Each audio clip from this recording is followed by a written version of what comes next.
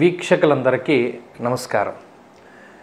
మే నెల 1వ తారీఖున మారబోయేటువంటి గురుగ్రహం మేషరాశి వారికి ఏ విధమైనటువంటి ఫలితాలను ఇవ్వబోతూ ఉన్నారో ఈ వీడియో ద్వారా క్లుప్తంగా తెలుసుకునేటువంటి ప్రయత్నం చేద్దాం. ముఖ్యంగా గురువు యొక్క మార్పు, దేవగురువు అయినటువంటి బృహస్పతి ఒక రాశిని వదిలిపెట్టి వేరే రాశిలోకి ప్రయాణం చేస్తూ ఉంటే ప్రతి సంవత్సరము ఏదో ఒక నదికి పుష్కరాలు అనేటువంటి వస్తూ ఉంటాయి. ఇప్పుడు ఈ సంవత్సరం నర్మదా నది పుష్కరం. అయితే ఈ గురువు మార్పు చెందినప్పుడు ఆయన నైసర్గిక శుభగ్రహం, దీర్ఘ సంచార గ్రహం కాబట్టి మేషరాశి వారికి ఇది ద్వితీయ స్థానం అవుతుంది. గురువు తామ్రమూర్తిగా సంచారం చేయబోతూ ఉన్నారు. ఈ సంవత్సరం మొత్తము కూడా మేషరాశి వారికి రెండవ ఇంట. రెండవ ఇల్లు అనేటువంటిది చాలా ముఖ్యమైనటువంటి స్థానం. మణిర్ముక్తా ఫలం స్వర్ణం రత్నధాతు కదంబకం యాని కాని చ సర్వాణి ధనస్థానాద్ వినిర్ణయ.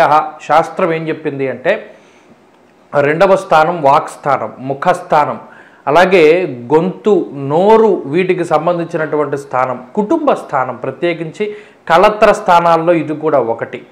అలా ఇది ముఖస్థానంగాను, ముఖ్యంగా ఇది ఇండెక్స్, చాలా ముఖ్యమైనటువంటి స్థానం. ఈ స్థానం కనుక బాగుంటే మంచి జరుగుతుంది. అయితే ఇప్పుడు ఈ గోచార రీత్యా మారేటువంటి గురువు రెండవ స్థానంలో ఉంటూ ఈయన పంచమ దృష్టితోటి ఈ రాశికి అనగా మేషరాశి వారికి 6వ స్థానాన్ని వీక్షిస్తారు.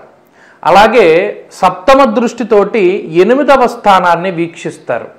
అలాగే 9వ దృష్టితోటి దశమ కేంద్రాన్ని వీక్షిస్తారు. అనగా గురుగ్రహం 2వ స్థానంలో ఉంటూ ప్రభావితం చెందించేటువంటి ప్రాంతాలు ఎన్నున్నాయా అంటే 6, 8, 10 స్థానాలు కూడా మేషరాశి వారికి ప్రభావితం కాబోతూ ఉన్నాయి. ఇది పాజిటివా నెగిటివా అంటే ఇది పూర్తి శుభ ఫలితాలని మేషరాశి వారికి మనం ఆశించవచ్చును. దాదాపుగా ఈ గురువు ఎటువంటి వక్రగతులు కానీ రుజుమార్గాలను కానీ పొందినా కూడా ఈ సంవత్సరం మొత్తము కూడా వృషభ రాశి యందే సంచారం చేయబోతూ ఉన్నారు కాబట్టి పూర్తి శుభగ్రహంగా మేషరాశి వారికి ఫలితాన్ని ఇవ్వబోతూ ఉన్నారు. ఈ గురువు యొక్క శుభ ఫలితాలతో పాటుగా లాభస్థానంలో ఉండేటువంటి శనేశ్వరుడు కూడా మేషరాశి వారికి సంపూర్ణమైనటువంటి శుభ ఫలితాలను ఇవ్వబోతూ ఉన్నారు. కాబట్టి ఈ గురువు యొక్క మార్పు ఈ రాశి వారికి చాలా అనుకూలంగా ఉంటుంది. అయితే ఈ రాశికి చెందినటువంటి వారు ఎవరైతే గురు మహాదశలు కానీ గురు అంతర్దశలు కానీ జరుగుతూ ఉన్నటువంటి వారు ఉన్నారో వారికి జాతక ఆధారితంగా కూడా ఫలితాలని మనం చూసుకుంటూ ఉండాలి. ఇప్పుడు మనం చెప్పుకునేటువంటిది గోచారం. గోచార రీత్యా 2వ స్థానంలో గురుడు ఉండడం అనేటువంటిది చాలా సౌభాగ్య సూచితమైనటువంటిది. మరి ముఖ్యంగా మనస్సౌఖ్యం యశోవృద్ధిం సౌభాగ్యంచ ధనాగమ. ఇందాక మనం చెప్పుకున్నట్టు ఇది ధనస్థానం కాబట్టి ఇందు నైసర్గిక శుభగ్రహమైనటువంటి బృహస్పతుల వారు ఉన్నారు కాబట్టి ముఖ్యంగా ఈ సంవత్సరం మేషరాశి వారికి ఆర్థికంగా ఏ విధమైనటువంటి లోటు ఉండదు. ప్రత్యేకించి ఈ ధన రాబడి అనేటువంటిది అధికంగా ఉంటుంది.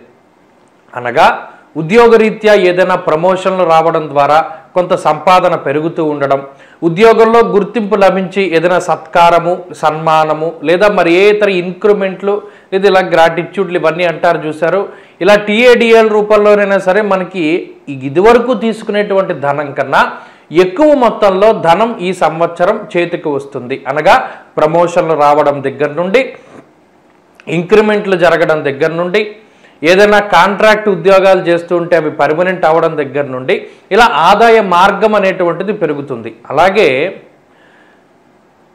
ఆదాయ మార్గాలను పెంచుకునేటువంటి ప్రయత్నాలు చేసేటువంటి వారు, అనగా ఉద్యోగం చేస్తూ ఏదైనా వ్యాపారం చేద్దాము, లేదా ప్రత్యేకించి వ్యాపారం చేసేటువంటి వారికి కూడా ఆర్థిక లాభం అనేటువంటిది చాలా ఎక్కువగా ఉంటుంది. అనగా ఈ సంవత్సరం ఉద్యోగ వ్యాపారాలలో అత్యద్భుతమైనటువంటి లాభాన్ని ఆర్జించగలుగుతారు. అంతేగాక రుణ బాధలు తగ్గుముఖం పడతాయి. ప్రత్యేకించి గతంలో చేసుకున్నటువంటి అప్పులు, లేదా బంగారాన్ని తాకట్టు పెట్టడం, లేదా మరి ఏ ఇతరత్ర ప్రాపర్టీలను తాకట్టు పెట్టి తెచ్చినటువంటి ధనం ఏదైతే ఉన్నదో ఈ సంవత్సరంలో చక్కగా ఈ సంవత్సరం చివరికో మొదటికో మధ్యకో మొత్తం మీద ఆ అప్పును తీర్చగలుగుతారు. ఆ ప్రాపర్టీలన్నింటినీ కూడా రికవరీ చేసుకోగలుగుతారు. ఈ విషయంలో మేషరాశి వారికి సానుకూలమైన పరిస్థితి ఉన్నది. అలాగే కొత్తగా వ్యాపారాలు ప్రారంభించడానికి, వ్యాపార విస్తరణకి కూడా ఈ గ్రహస్థితి చాలా అత్యద్భుతంగా ఉపయుక్తంగా ఉంటుంది.